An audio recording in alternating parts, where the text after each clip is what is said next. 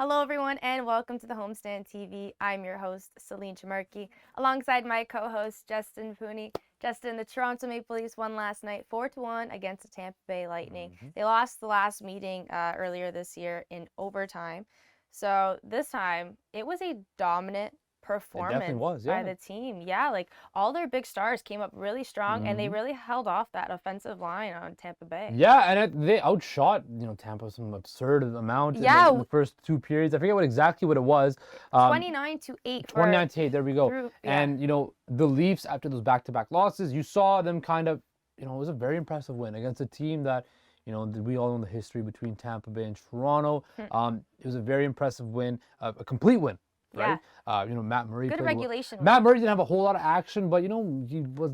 But that's actually pretty impressive that he didn't have a lot of action. Yeah, considering how depleted their defense has been. Yes. Right? And now Morgan Riley will eventually come back and they're going to get healthy. But a very impressive win. Austin Matthews found the back of the net. They played well. They did. And I think that it's, again, another indication that this team is one of the best teams in the NHL. And when they're firing and when they're playing their best game, it's very hard for teams to compete with them. And 9 times out of 10, most nights when they're playing their best game, they're going to win. And that's what we saw last night. No, for sure. And Tampa Bay, they're so skilled. So the fact that Toronto actually outshot this team too is pretty impressive. It just shows you that when this team is in the right mindset and playing the right way, they really, are a very good team. And I think going forward, I want to see more of these games in the regular season when they play. There was a playoff-like atmosphere last night at Scotiabank Arena. Yeah. The emotion was in the building, which says a lot. Sometimes with Leaf games, there's not a lot of emotion because it's very corporate. But he's not wrong. Yeah, but lots of suits. Exactly. Lots of so suits. that's what it was very impressive. It was a high emotion game, and they came out and they played very well. Tampa scored to cut the gap a little bit, but they shut the door. They made sure they won and they got 2 points. And now they're in the race for the division still, and we're rolling. Yeah. Leafs are rolling. Exactly. But talking about our back end again and our defensive core, Rasmus Sandin. He is injured now too. He was taken off the ice for a precautionary reason. Yeah. They were saying that it was his neck, which that's pretty scary to do with your neck. Definitely a worrisome thing.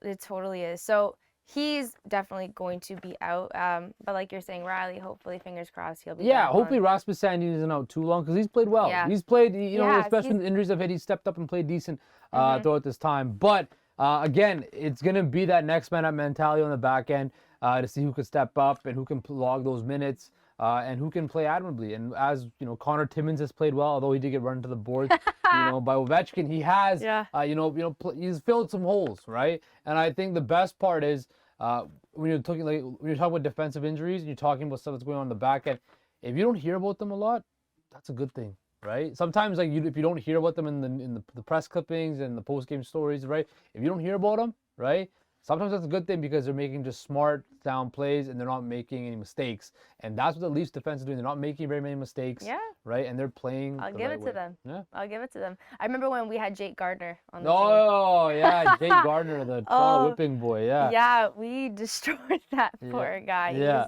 He was like, Justin Hall is kind of like that's your guy now, right, Justin Hall? But he has been playing really well, so I'll give it to him. But Michael Bunting, let's just chat about Michael. I saw that. He got a little thing in the corner, little thing after playing, got a little bloody face, and the ref kind of just pushed him off.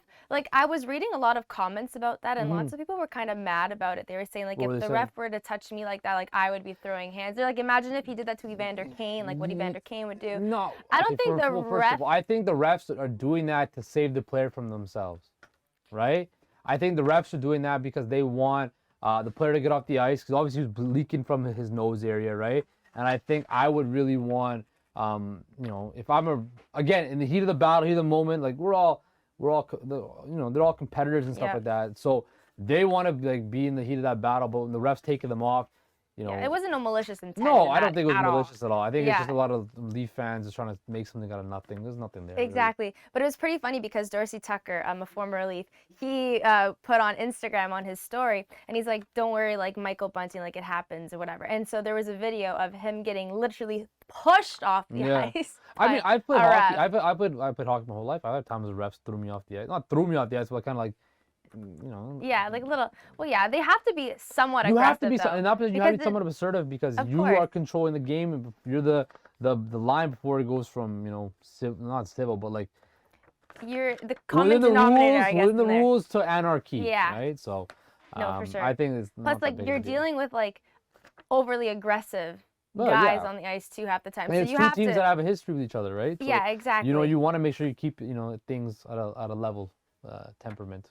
Well, let's kind of jump gears now Yeah. and talk to certified good guy. Certified good, yes. Certified Yes. good guy alert.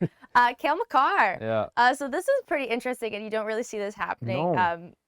In games. Ever. I've never seen this before. No, I don't think I've ever seen it either. There was a penalty that was called on Matthew Barzal. I think it was a tripping call. Yeah. And Cale Makar, like, once the whistle blew, he was like, no, like, there was no tripping on the play, like, reverse the call.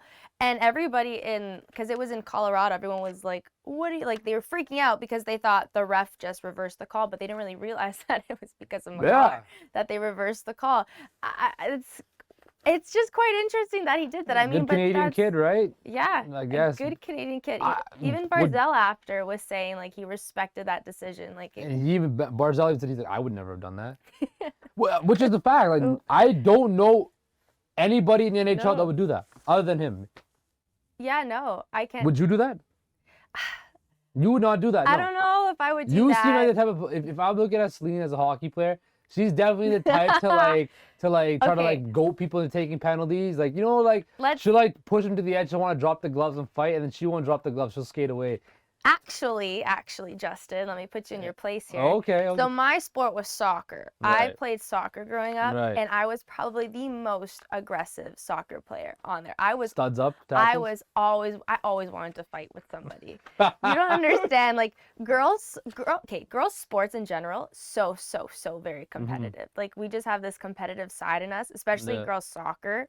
It's just like claws come out and it's physical. It's a physical game. I played soccer too, so I can. Were you physical? Oh, I was the biggest shit disturber out there. How about on the ice? Because you played hockey too. I kicked the guy in the head one time. Are you?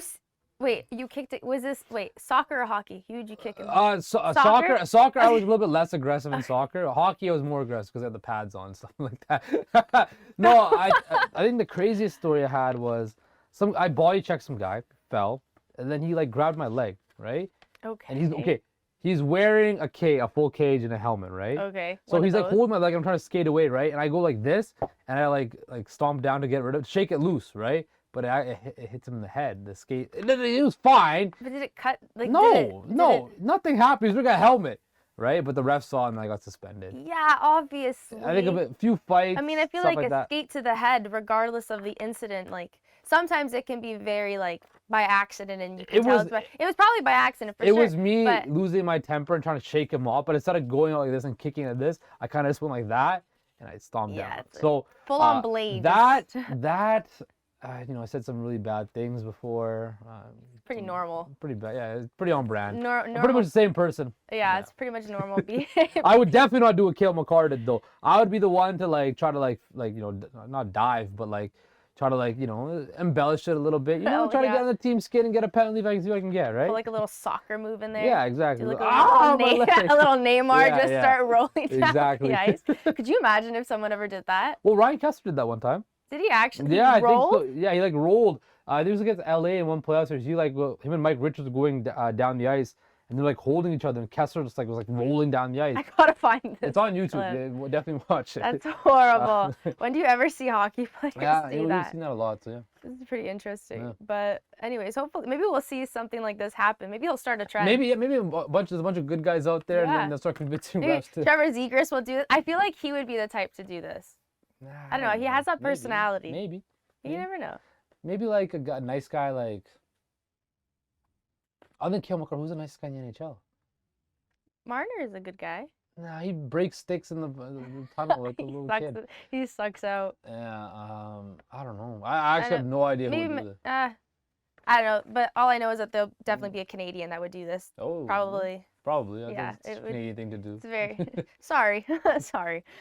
Anyways, that's all from us today. I'm Celine Tamarki alongside my co-host Justin Pooney, and have a great Christmas break.